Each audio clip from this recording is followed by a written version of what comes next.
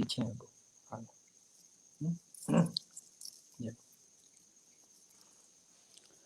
بسم اللہ الرحمن الرحیم نحمدہ و نصلی علی رسولہ الکریم.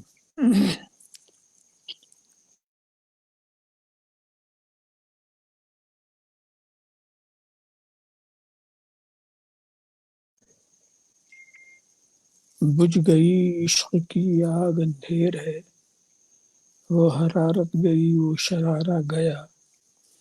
دعوت حسن کردار بے سود ہے، تھا جو اس نے عمل کا سہارا گیا.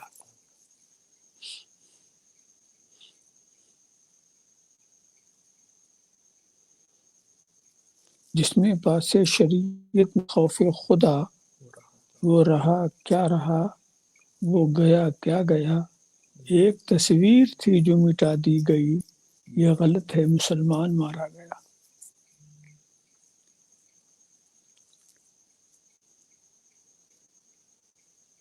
آج میں سوچ رہا ہوں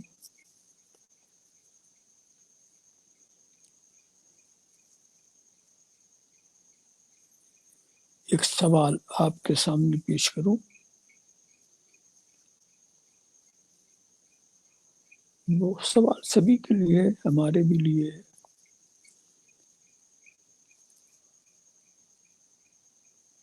یہ آپ اچھی طرح سے جانتے ہیں، کوئی عقل مند ایسا نہیں ہوگا جو بلا وجہ کوئی کام کرے جس سے کوئی فائدہ ہی نہ ہو. آدمی پہلے اپنا فائدہ سوچتا ہے، پھر اس کو حاصل کرنے کے لیے جس چیز کو مناسب سمجھتا ہے کرتا. معمولی کام بھی بے مقصد نہیں ہوتا.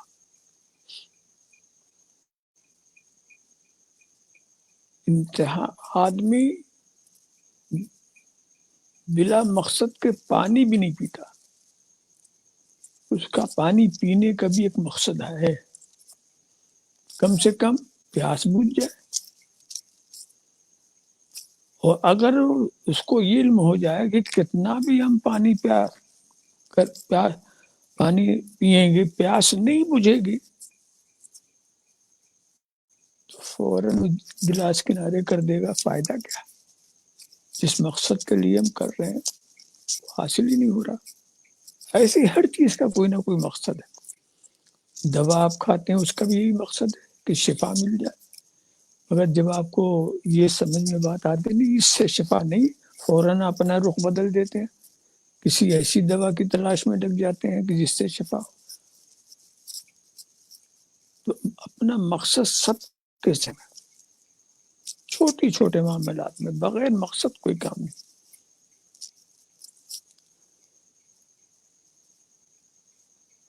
اب کس کا مقصد کیا ہے وہ تو وہ جانے. ہم آپ سے یہ پوچھنا چاہتے ہیں کہ ایک بہت بڑا کام کیا آپ نے،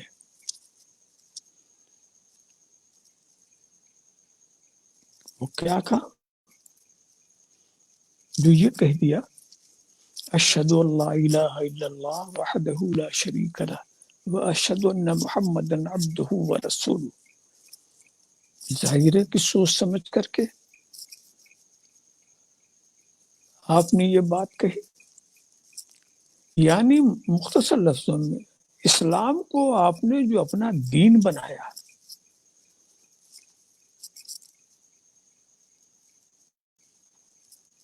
اس کا مقصد کیا ہے؟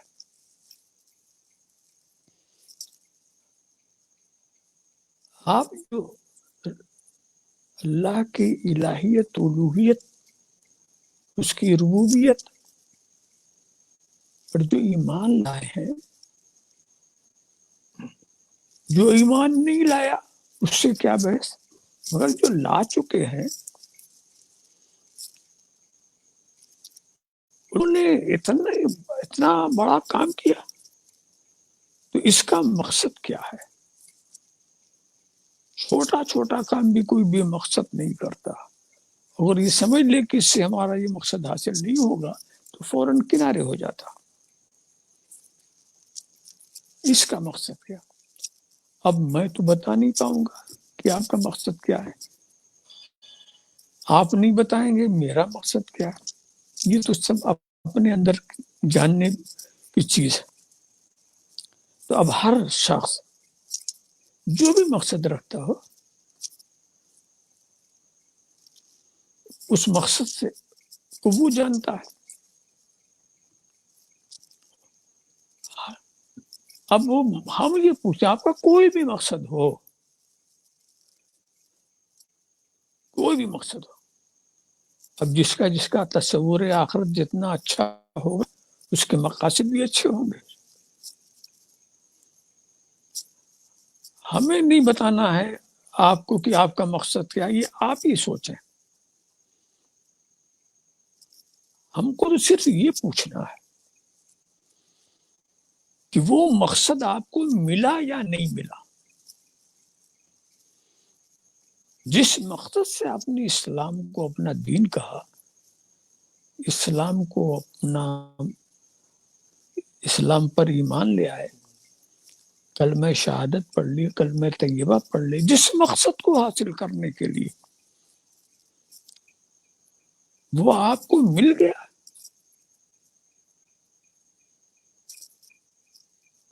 اب آپ کا مقصد کیا ہے؟ بہت سارے مقاصد میں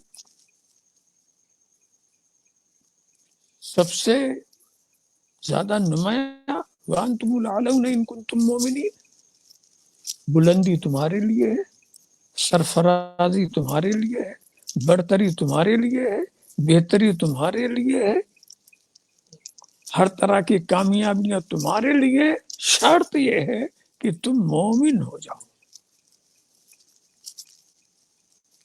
تمہاری زندگی مومن کی زندگی ہو، تمہاری صبح و شام مومن کی صبح و شام ہو۔ یہ کہا اسلام لو تو دنیا میں جو چیز ملنے والی ہے وہ یہاں ملنا چاہیے نا، جو چیز آخرت میں ملنے والی ہے وہاں ملے گی، اس کا معاملہ الگ ہے۔ مگر ہم یہ پوچھتے ہیں دنیا میں جو چیزیں آپ کو ملنے والی ہیں وہ آپ کو ملی؟ اگر مل گئی بڑی اچھی بات ہے، اگر نہیں ملی تو سوچنے کی بات ہے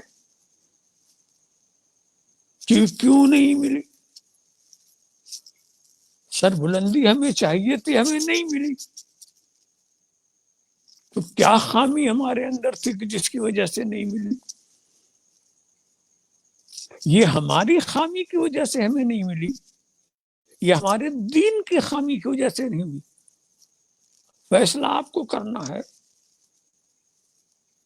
کہ اگر سرفرازی، سربلندی آپ کو نہیں ملی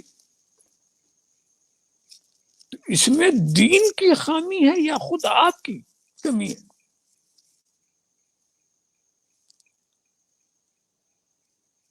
اگر اس میں دین کی خامی ہے، آپ کی کوئی خامی نہیں، پھر ایسے دین کو لے کر کیوں بیٹھے ہوئے ہیں جو سربلندی کا دعویٰ وعدہ کرے اور سربلندی نہ ملے؟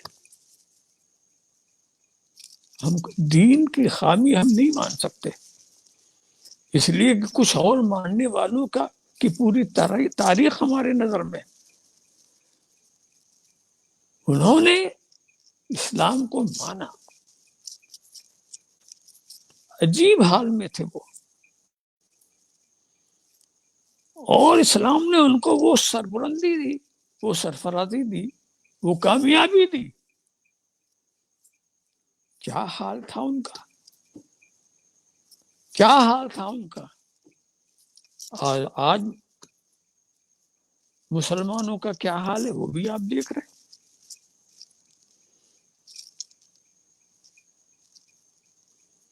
آج دنیا کا آپ مطالعہ کریں،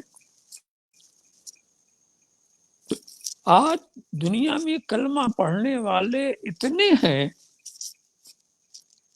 کہ اتنا کبھی نہیں تھے۔ آج دنیا میں کلمہ پڑھنے والوں کے پاس حکومتیں اتنی ہیں کہ اتنی کبھی نہیں تھی.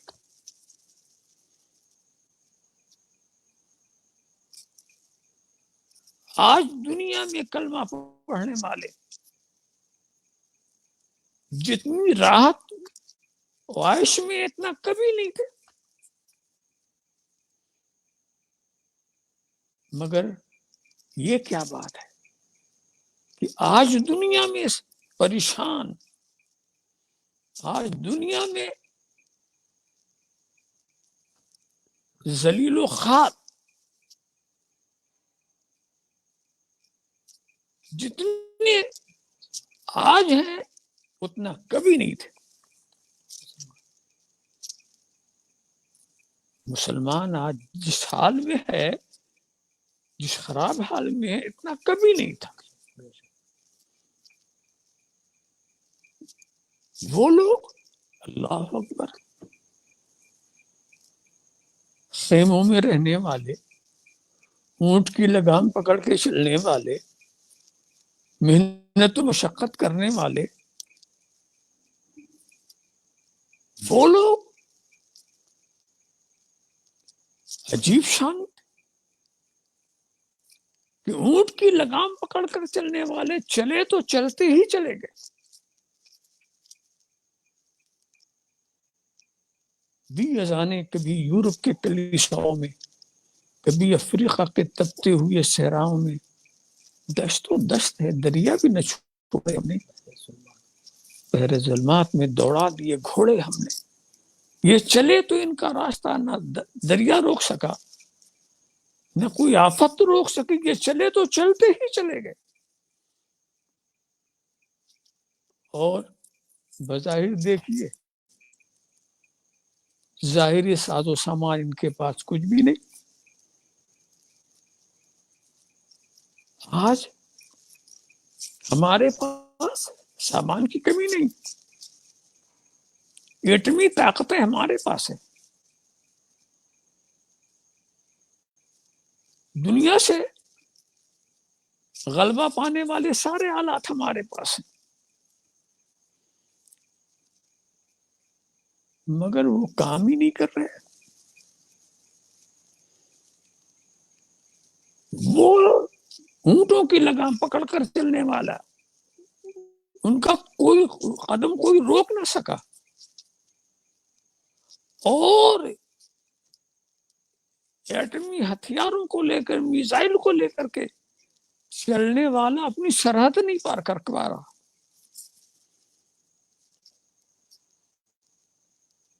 آخر اتنی تبدیلی کیوں؟ کیا معاملہ ہو گیا؟ دیکھیے وہ فاروق اعظم بھی تو تھے نا، بیت المقدس کے وہاں چلے. ان کے چلنے کا ڈھنگ کیا تھا؟ ایک اونٹ ہے، اس پر فاروق اعظم اور اونٹ کے چلانے والا آپ کا خادم. اب سوچو مدینے سے بیت المقدس تک آنا، اس طرح سے آنا، کوئی بہت بڑا کوئی ایٹمی ہتھیار لے کے نہیں چلے تھے، چلے وہ. اور یہاں قدرت یہ منظر دکھا رہی ہے. انہوں نے خود آپس میں یہ طے کیا تھا کہ بھئی اتنا لمبا سفر ہے، ہماری تمہاری باری ہو جائے، کچھ ایک منزل تک میں چلوں گا اونٹ پر، اور پھر دوسری منزل پہ تم چلو. یہ طے ہو گیا. اب چلتے رہے، مگر جب آخری منزل آئی تو باری تھی فاروق اعظم کی لگام پکڑ کر چلنے کی. تو ان کے ساتھ جو تھے انہوں نے کہا یہ آخر ہے، اب تو ہم سیدھے داخل ہو رہے ہیں، وہ لوگ دیکھیں گے ہمیں. تو آپ اونٹ پر بیٹھے نہیں تو ٹھیک ہے، ہم نیچے. انہوں نے کہا نہیں، یہ تو ہمارا بڑا معاہدہ تھا، اب یہ اتفاق سے آخری منزل میں ہماری باری نیچے چلنے کی، تو ہم ایسے ہی چلیں گے. سب نیک لوگ تھے، انہوں نے اس بات کو مان لیا. یہ تو آپ کر رہے ہیں، اور ادھر لشکروں سپاہ والے وہاں دیکھو وہ دیکھ کیا رہے، ان کے پادری کیا سوچ رہے ہیں، اس شان سے یہ آئے اور وہاں وہ کر رہے ہیں۔ پوچھا یہ کون ہے، فاروق اعظم کون ہے، خلیفہ مسلمین کون ہے؟ تو کہا وہ تو نیچے لگام پکڑے ہوئے آ رہے ہیں، ان کا غلام ہے جو اس پر بیٹھا ہوا۔ فوراً ان کے مذہبی رہنماؤں نے کہا دیکھو ہماری کتابوں میں یہی لکھا ہوا تھا، آسمانی کتابوں میں یہی لکھا ہوا تھا کہ بیت المقدس کا فاتح وہ ہوگا جو لگام پکڑ کر آئے گا، غلام سواری کی پشت پر ہوگا۔ وہ ہم نے دیکھ لیا، اب ان سے لڑنا نہیں، خاموشی کے ساتھ اس قلعے کو ان کے حوالے کر دو۔ نہ کسی کا خون بہا، نہ کوئی جنگ ہوئی، یہ لگام پکڑنے والے کی ایسی ہیبت، دلوں کے اندر ایسی ہیبت، یہیں سے پتا چلا کہ نصرت الہی جس کے ساتھ ہوتی ہے اس کا خوف خود رب تبارک و تعالی مخالفین کے دل میں پیدا کر دیتا۔ کتنی آسانی سے وہ فتح ہو گیا۔ تو ایک وہ تھے لگام پکڑ کر چلنے والے، کملی اوڑھ کے چلنے والے، خیموں میں زندگی بسر کرنے والے، خیموں میں ان کو جیسی نیند آتی تھی، قیصر و کسریٰ کو اپنے محلوں میں بھی اتنے سکون نہیں ملتا تھا۔ وہ لرز رہے، کانپ رہے، اور یہ مطمئن سو رہے، رات کا وقت ہے آرام کر رہے، وقت آیا چل رہے ہیں۔ تو ان کے دل میں خوف، فاروق اعظم ان کے نام سے لرز رہے، فاروق اعظم کے نام سے وہ لوگ لرز رہے۔ تو یہ سب کیا تھا؟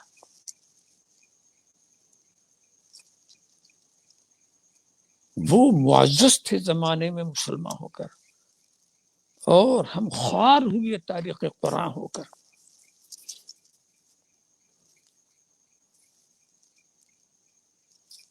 آپ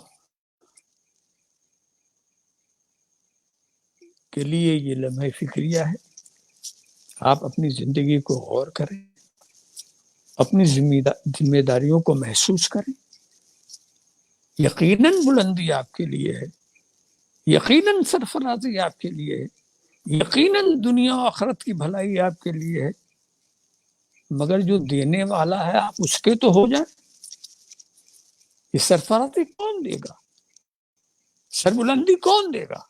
جب آپ کا یہ عقیدہ ہے کہ دینے والا رب تبارک و تعالیٰ کا ہے،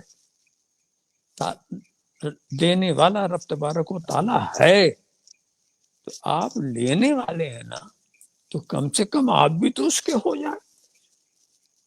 یہ دیکھیے ایک بات میں بتا دوں، چند منٹوں میں مسلمانوں کی ڈیوٹی بڑی سخت ہے، اور جب ڈیوٹی پر آپ رہیں گے تو آپ کا مقام اونچا رہے گا۔ یہ نہیں، یہی ڈیوٹی نہیں ہے آپ کی کہ کچھ وقت میں کچھ اسلامی باتیں انجام دے دے، نہیں۔ مسلمان ایک ایسی قوم ہے جس کی 24 گھنٹے کی ڈیوٹی ہے، 24 گھنٹے کی ڈیوٹی۔ ایک لمحے کے لیے آپ کو اس کی اجازت نہیں ہے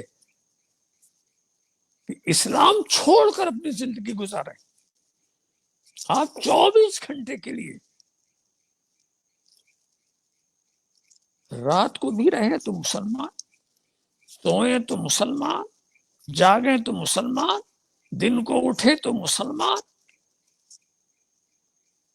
24 گھنٹے کی ڈیوٹی. ہمارے فرائض، ہمارے واجبات جو ہیں، اسلامی احکام جو ہیں، وہ ہم کو 24 گھنٹے مصروف رکھنا چاہتے ہیں. جیے تو مسلمان بن کر کے جیے، سوئیں تو مسلمان بن کر کے سوئیں، اٹھے تو مسلمان بن کر. بالکل ہم کو اجازت نہیں کہ ہم اپنی مرضی سے اپنا کوئی راستہ بنائیں. ہمارا راستہ بنا ہوا ہے، اس راستے پر ہمیں صرف چلنے کی ضرورت ہے. وہ راستہ بنا دیا ہے، اہدنا الصراط المستقیم صراط الذین انعمت علیہم. راستہ بن چکا، اب ہم کو صرف چلنا ہے، ہمیشہ چلنا ہے. اور آپ جانتے ہیں کہ ڈیوٹی والے جو ہوتے ہیں وہ کسی سے نہیں ڈرتے. ڈیوٹی والے سے دوسرے لوگ ڈرتے ہیں. ایک دنیاوی مثال بتا دوں میں. عام طور سے ہر محکمے کی ایک لباس ہے، اس کی ایک وردی ہوتی ہے. آپ دیکھتے ہوں گے، پولیس کا محکمہ ہو یا کوئی محکمہ ہو، اس کی ایک وردی ہوتی ہے. اس میں سے کوئی شخص وردی پہن کر کے آپ کے مجمع میں آ جائے تو آپ اس کا لحاظ کرتے ہیں، اس کی وردی کا خیال کرتے ہیں. وہ ایک شخص آپ سب پر بھاری ہے، سب اس سے خوف زدہ. اگر وہ وردی اتار کے آئے تو کوئی پرواہ نہیں کرتا کہ کون شخص آیا ہے، کیسا ہے. کوئی لحاظ، کوئی ایسی بات نہیں ہوتی. وردی میں نہیں، اور وردی میں رہے تو پھر اگر اس کے ساتھ کوئی بدسلوکی کرتا ہے تو پوری حکومت اس کا مقابلہ کرتی ہے. ہمارے وردی والے کے ساتھ ایسا کیا ہے، ہمارے وردی والے کو یہ تکلیف پہنچائی ہے، ہم اس کو چھوڑنے والے نہیں ہیں. تو دیکھا دنیا میں بھی ایسا ہوتا ہے کہ وردی والے کا بڑا احترام ہوتا ہے.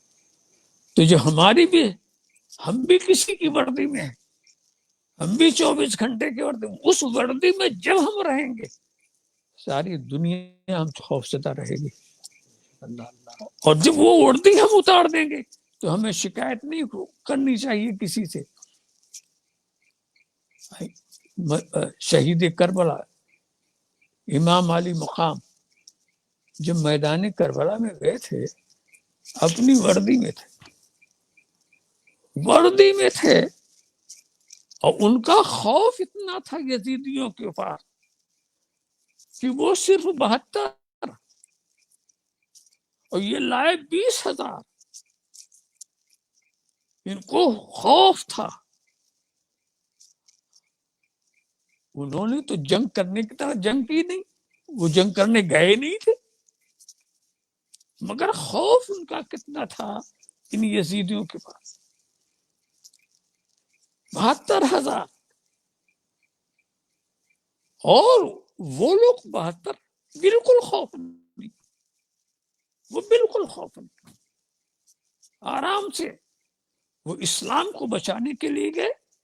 بچے بچے، ان کی عورتیں، ان کے گھر والے، سب یہ جذبہ لے کر کے گئے ہم اسلام بچانا ہے.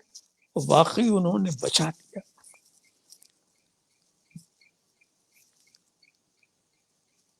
ان کو کوئی خطرہ نہیں، کوئی خوف نہیں. وردی والوں کو لوگوں نے ستایا، ان کے ساتھ ظلم کیا، مگر دیکھو کہ جنہوں نے ظلم کیا، جنہوں نے ستایا، اپنے اقتدار کے لیے، اپنی حکومت کے لیے چند سال بھی اپنی حکومت بچا نہ سکے، اور ایسا فنا ہو گئے، ایسا فنا ہو گئے کہ آج ان کا نام لیوا کوئی نہیں. ان کا نام لیوا کوئی نہیں. کیونکہ وردی والوں سے وہ لڑ رہے تھے نا، تو وہ تو حکمت الہی ہوتی ہے، ان کو جو مقام ملنا تھا وہ تو مل گیا، ان کو کیا ملا؟ ان سے آپ دیکھیں کتنی عبرت کا مقام ہے۔ یزید کو لے لیجیے، آج بڑے سے بڑا یزیدی، ابھی دوسرے لباس میں چھپے ہوئے یزیدی تو ہیں، مگر یہ یزیدی بھی اپنے کو یزیدی کہنا پسند نہیں کرتے۔ میں نے تو نہیں دیکھا کسی یزیدی نے اپنے کو یزیدی کہہ کر اپنا تعارف کرایا ہو، یہ یزیدی اس کا لقب دے دیا گیا ہو۔ وہ یزیدی لوگ بھی یہ ایسا ناکام ہوا، ایسا ناکام ہوا کہ اس کا بیٹا بھی اس تخت کو پر بیٹھنا مناسب نہیں سمجھا جس پر یزید بیٹھا تھا، ایسا نام۔ تو یہ آئے تھے حسین کو مٹانے کے لیے، حسین اپنے کو بڑھانے کے لیے وہاں نہیں گئے تھے، اسلام بڑھانے کے لیے گئے تھے، اسلام کو بچانے کے لیے گئے تھے۔ تو امام علی مقام اپنا مقصد تو پا گئے، وہ جس لیے گئے تھے آ گئے، مگر یہ بالکل فنا ایسا ہو گیا کہ اس کے بعد تو میرے علم میں نہیں ہے کسی باپ نے اپنے بیٹے کا نام یزید رکھا، اتنا یہ ناکام ہو گیا۔ تو کیوں؟ وہ ڈیوٹی والے لوگ تھے، ان پر جب آپ نے زیادتی کی تو رب تبارک و تعالیٰ نے ان کی طرف سے آپ کا وجود ہی مٹھا دیا، ختم کر دیا۔ تو ہم اگر ڈیوٹی والے ہو جائیں، اسلامی اعمال پر عمل کرنے والے ہو جائیں، ہمیں لوگ دیکھیں تو مسلمان سمجھیں، یہ پوزیشن۔ تو جس طرح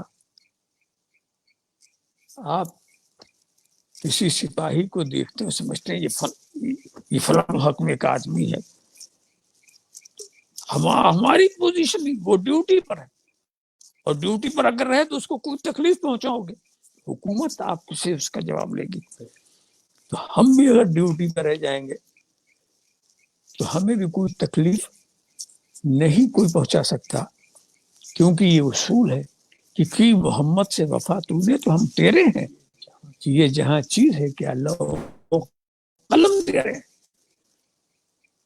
بس ہمیں یہ کچھ نہیں، ہم جو کچھ ہیں رب تبارک و تعالیٰ کے فضل و کرم سے اگر چاہیں تو ویسے ہی رہیں، مگر پھر بھی اس کا تو خیال کرنا پڑے گا کہ آپ اپنی ڈیوٹی کو پوری طرح ادا کریں اور رب تبارک و تعالیٰ کی کہ فضل و رحمت پر پورا یقین رکھیں، اور یاد رکھو آنا جانا تو سبھی کے لیے ہوتا ہے، مگر جانے والے تو وہی خوش نصیب ہیں کہ جو رب کے رحمتوں کے سائے میں وہاں جائیں، وہ خوش نصیب لوگ ہیں۔